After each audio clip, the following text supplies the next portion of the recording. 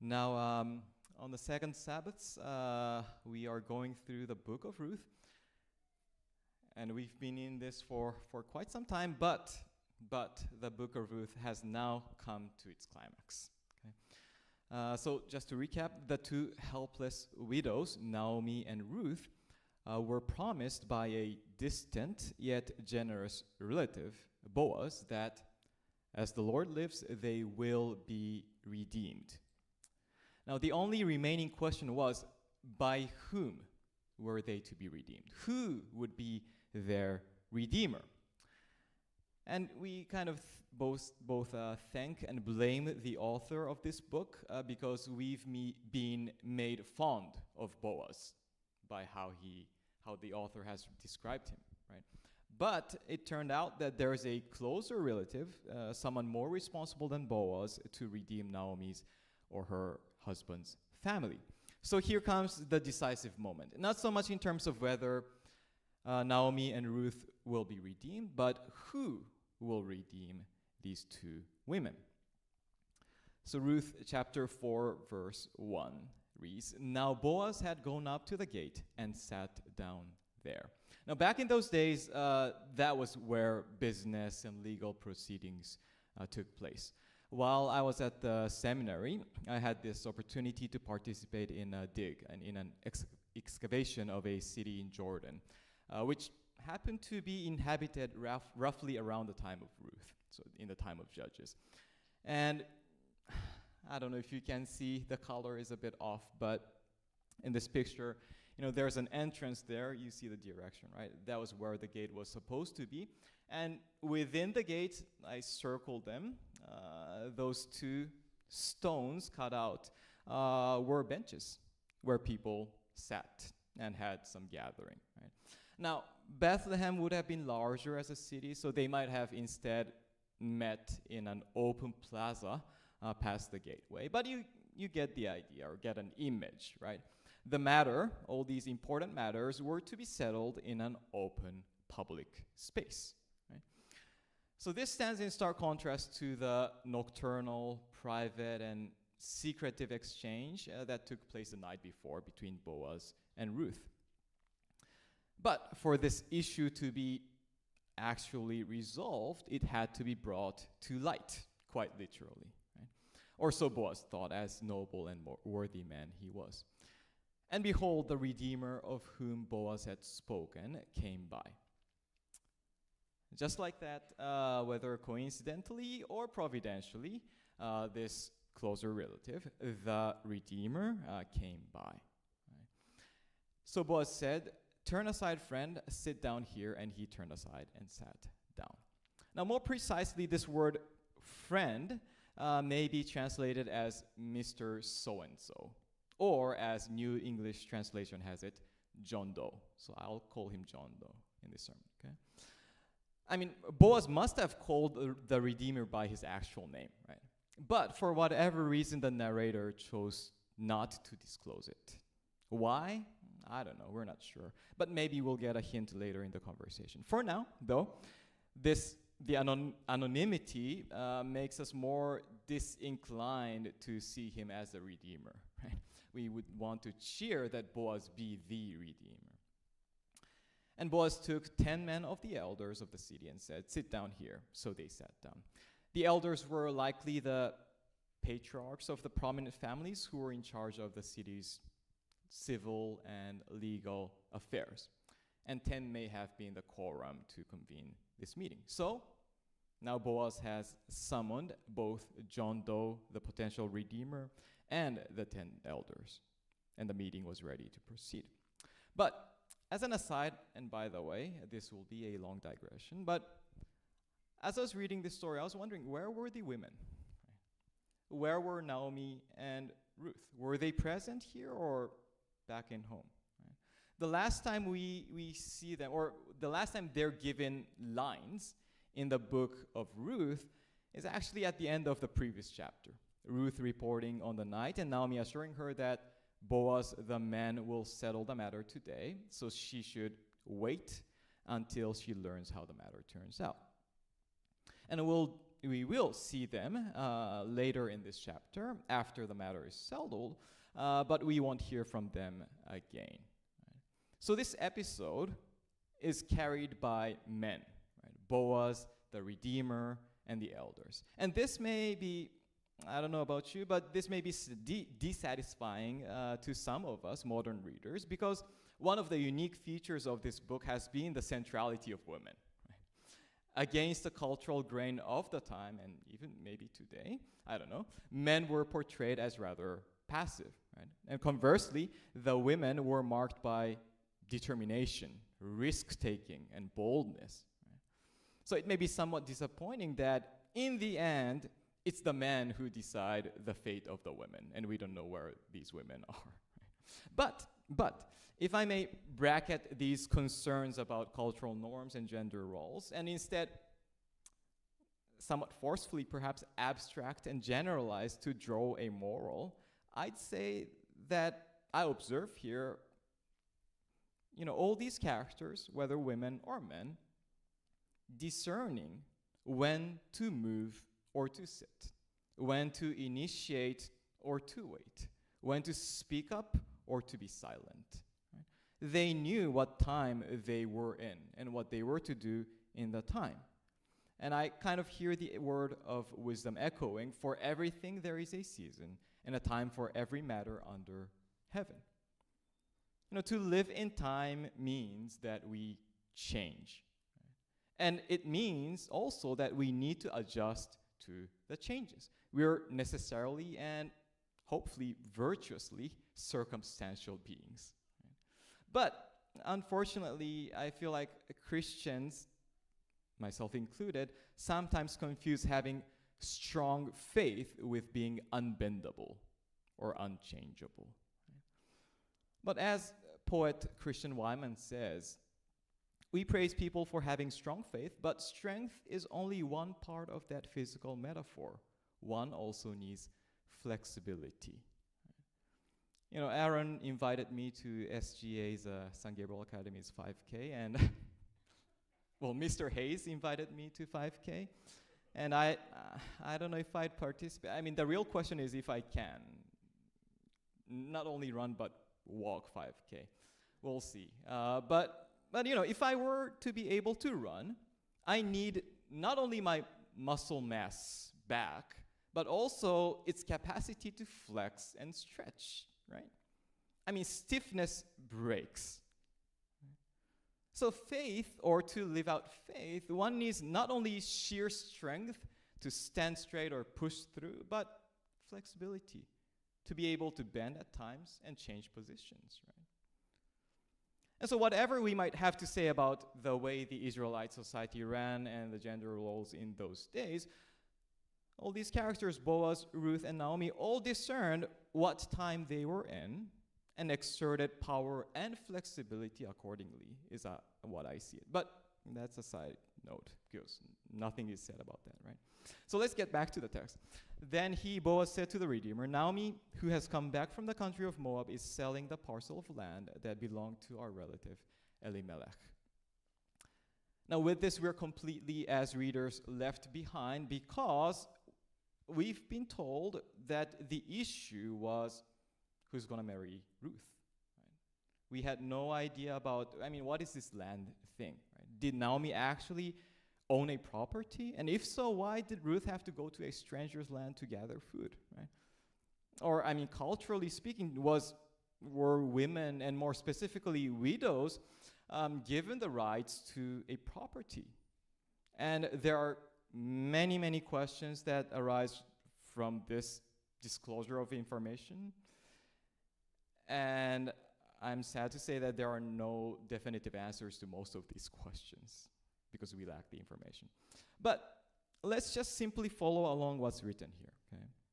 So Naomi had, whatever that might have been, some rights to the plot of land allotted to her late husband, Elimelech. Right? And she was selling that property. So Boaz continued, I thought I would tell you of it and say, buy it in the presence of those sitting here and in the presence of the elders of my people. If you will redeem it, redeem it. But if you will not, tell me that I may know, for there is no one besides you to redeem it, and I come after you. So Boaz is making an offer, or Boaz is extending an offer made by Naomi that John Doe buys the land. But this was no ordinary business, no ordinary transaction. Right? Notice the word Boaz uses interchangeably with the word buy. Right? He says, buy or redeem it. So for John Doe to buy this parcel of land was to redeem it. And his, and if not him, Boaz, purchase was to be an act of redemption. What a big word. Right? Now, how was this going to be an act of redemption? Well, for most Christians, redemption, I think, is synonymous with salvation. Jesus is the Redeemer because he redeemed, that is, saved us. Or if we wanted to be a bit more precise in language, we might want to say, Jesus purchased us with his own blood. That's what redemption is. Right? And I think that's good, but I think it also good to sometimes trace back to the origins of a language or a concept. Right? And as I said a couple of times in this series, redemption, as conceived in the Old Testament, was basically a recovery of losses within a family. So, for example, if a family member was lost to a homicide, another family member was to avenge the blood. That was redemption. Or if a family member was lost to slavery, that is, sold to slavery, most likely due to economic reasons, another family member was to buy this person back to the family. That was redemption. And there were many other ways in which one could redeem, and the responsibility usually fell on the member closest to the one who'd incurred loss. And I like how the late Jacob Milgram, the eminent Jewish scholar, biblical scholar, put it. Redemption denotes the restoration of the status quo. The restoration of the status quo. That's the essence of redemption. Okay? And I don't want to get us bogged down in all these, ancient, foreign cultural things, but to get a better understanding of what's going on in the offer Boaz or Naomi is making, let's briefly review the Old Testament theology of the land. Okay, the land they inhabited was the so-called promised land. Why? Because it was a land promised by God that he'd give them. Right? So their underlying understanding was that the land they lived in was ultimately God's. Right? It belonged to God. So God, as the land's owner, as they were going into the promised land with Joshua, divided it and allotted it to each of the 12 tribes. Right?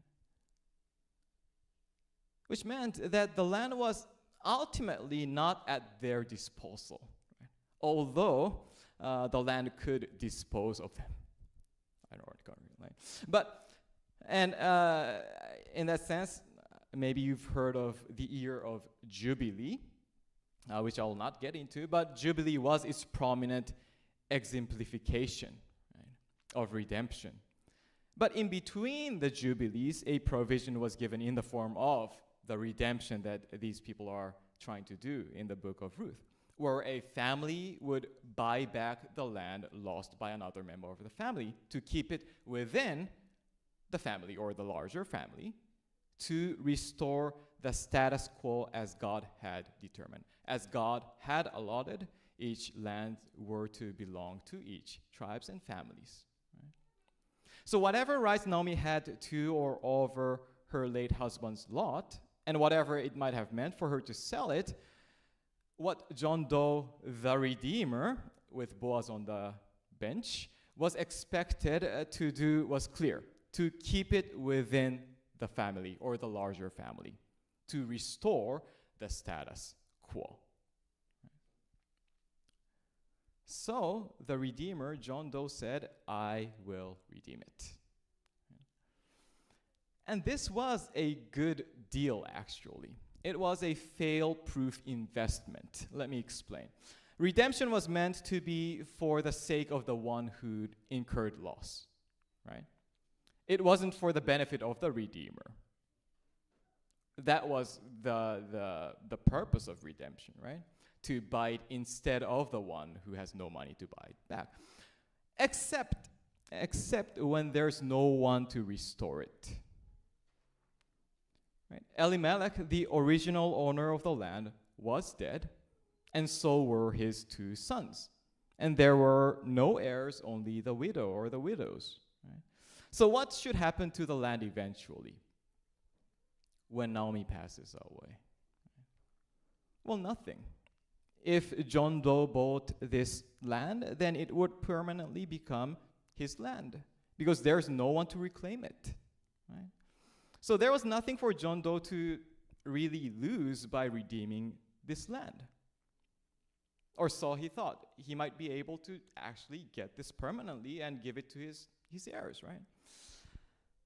But then Boaz said, the day you buy the field from the hand of Naomi, you also acquire Ruth, the Moabite, the widow of the dead, in order to perpetuate the name of the dead in his inheritance. Okay. Now for us, we were like, finally, the issue we were wondering about is finally being addressed, right? It's brought up. But then we wonder, why did Boaz keep it until the end of the bargain? We don't know. Whatever his strategy or intention might have been, though, John Doe's response, to which we'll turn shortly, reveals clearly that he was not expecting this to be a part of the deal. And it's no wonder, because there's no custom or law that associate these 2 things together, which required John Doe to marry the widow also. I mean, there is something called levirate marriage in the Old Testament, which I might speak about in the next sermon. But that, strictly speaking, does not seem to apply here. Right? So John Doe was, in a way, blindsided. He thought business opportunity, but he didn't take this into calculation. Right? So the Redeemer said, I cannot redeem it for myself, lest I impair my own inheritance. Take my right of redemption yourself, for I cannot redeem it. So if Ruth wasn't part of the deal, John Doe might have had maybe to pay for the field and to care for the aged widow, Naomi, for the rest of her life, but that must have been it, right? That's the responsibility that he has to complete, and that's it. The profits he would make out of the land should probably overweigh those expenses, and the land would be his and his children. But with Ruth in the picture, the story was totally different. Why? Because Boaz's stated purpose of acquiring Ruth was to perpetuate the name of the dead in his inheritance. Right? Which meant that John Doe was to cooperate in giving birth to and raising a child who would not be his, but Elimelech's. And what would happen to the land eventually? Well, it would have to be the child's, that is, returned to Elimelech's family. Right? So John Doe would have nothing but to lose. There's no gain of profit, really. And so this was to be an act of sheer goodwill towards late Elimelech and the 2 widows, if he were to do this.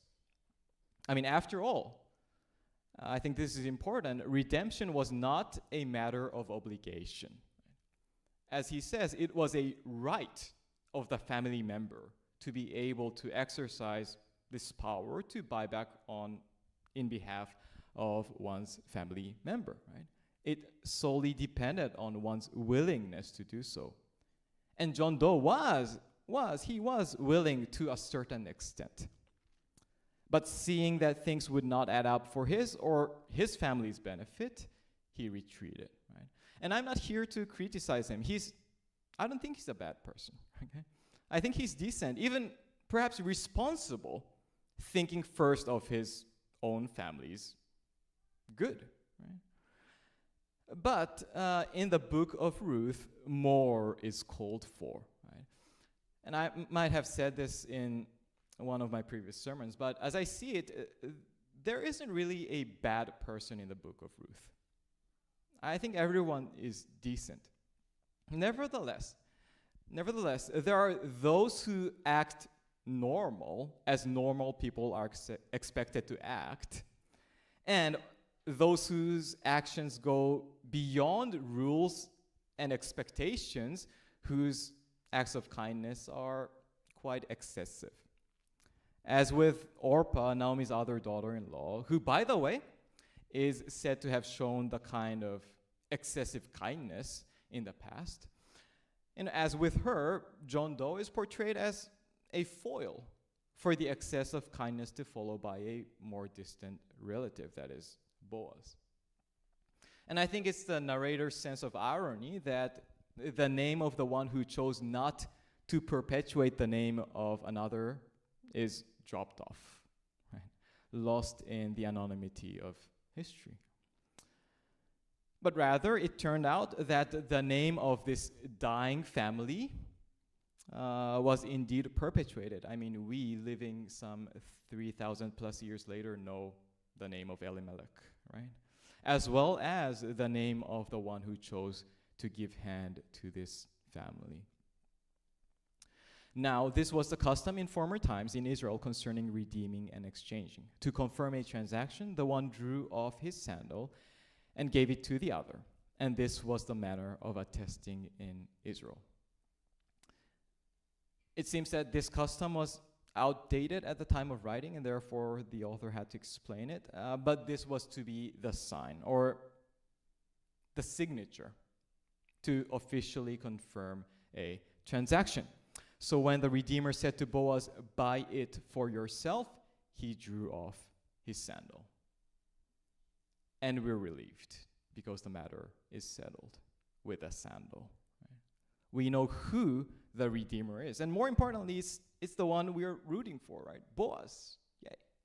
Up until now, John Doe was called the Redeemer, I think purposefully. But now Boaz became the Redeemer because he chose to be one, despite the losses he might have to incur in the process of redemption. Right? And now this is a bad place to cut this narrative because we're still in mid-air, but I'd like to close this sermon by reflecting a little on the nature of what's called the redemption in this book. Now, I find it curious that while John Doe, the supposed Redeemer, was not expecting Ruth to be a part of the deal, he also didn't, object when Boaz brought that up and made it a part of the deal, right? And this to me suggests that on the one hand, there was no such law combining the land redemption and perpetuation of the family line by marriage. There was no such obligation. And yet, on the other hand, it somehow seems to have made sense that these two things go together. Right? And we wonder how so. Well, I think the answer is quite simple, because the objective, the goal of all this transaction was not really the sale of the land, but redemption. And redemption is the restoration of the status quo. Then it should have followed that in the case of Elimelech's family, buying the field wouldn't do it, right? It would have fallen short of achieving redemption. Why? Well, the land may be redeemed, but the family line would die off because there's no heir. Right? There was more that could be done to bring things back as close as the status quo. And that was for the survivors to bear children so as to revive and perpetuate the family's name. Right? And then we may call that a redemption. Right? So as Schipper notes, since Ruth's situation involves a case of multiple disruptions to the status quo, the one who volunteers as a redeemer may have to take on multiple responsibilities. In this sense, what qualifies as an act of redemption is situational. And I'm fine, all of you leaving this place remembering nothing from this sermon up to this point, if you would remember this last phrase. Redemption is situational. You know, redemption is dependent on the other person who needs redemption. Okay? It's dependent on the other's losses and needs.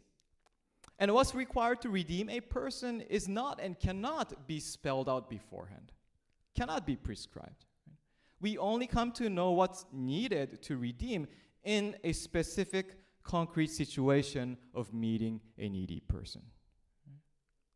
And this, I think, should challenge us because we're often inclined to help others on our own terms. We create policies to categorize people and have the policies decide what should be done for them and what not. Right? We do good to other people out of good heart, but at some point think, well, I've done enough to help this person. Right?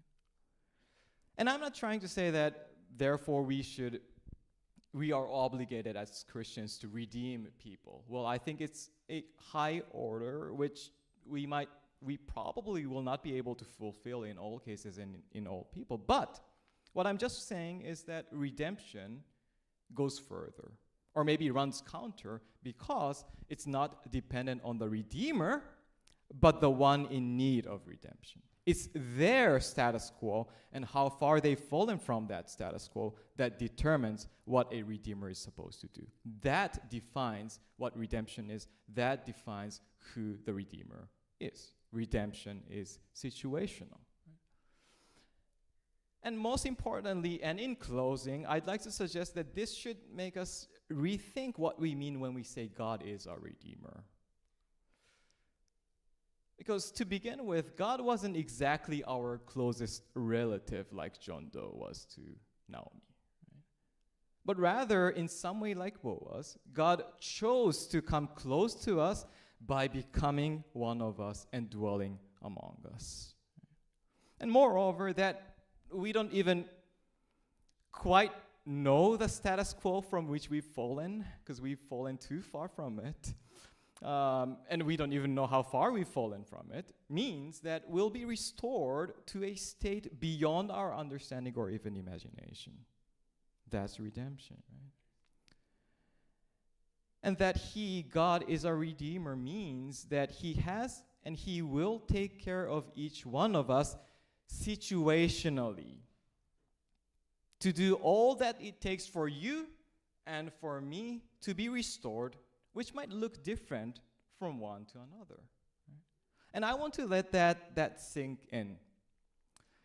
Because I don't know about you, but sometimes I feel as though God's work of salvation is highly prescriptive. What I mean by that is that, we say Jesus paid it all. Right? But I hear that as meaning, well, God has done everything He could once and for all people, so now it's up to you. God's like, well, I'd be willing to buy back that land for you, but maybe not taking that poor heathen stranger in. You deal with that. I've done my part, you do yours. But reading this, I felt as though I fall short of understanding what redemption is by understanding redemption as falling short of being redemption, if that makes sense. And I'm wondering, what if redemption is not some generic, universal law applying to everyone in the same manner and therefore inevitably leaves some people out because they're just not good enough? But rather, what if redemption is aimed at the restoration of the quote-unquote status quo, which might be realized differently from one person to another, requiring attention to each person for all to be done as the particular situation demands? And what if God is that kind of a redeemer, as Boaz was? What if redemption, God's redemption, is as situational as Boaz's redemption of the family was? Well, I hope you take that away. What if redemption was situational? Let's close with a word of prayer. Our Father in heaven, we thank you for this Sabbath, and we thank you for this time to together worship and to read your word and to reflect upon it. And not only that, but reflect on who you are to us and how you've been, how you will be to us. And yes, redemption is a word we use, but without perhaps knowing what that might mean. It's a big word, but may this mean something to us, something for which we may appreciate, praise, and worship you. We thank you for redeeming us. In Jesus' name we pray. Amen.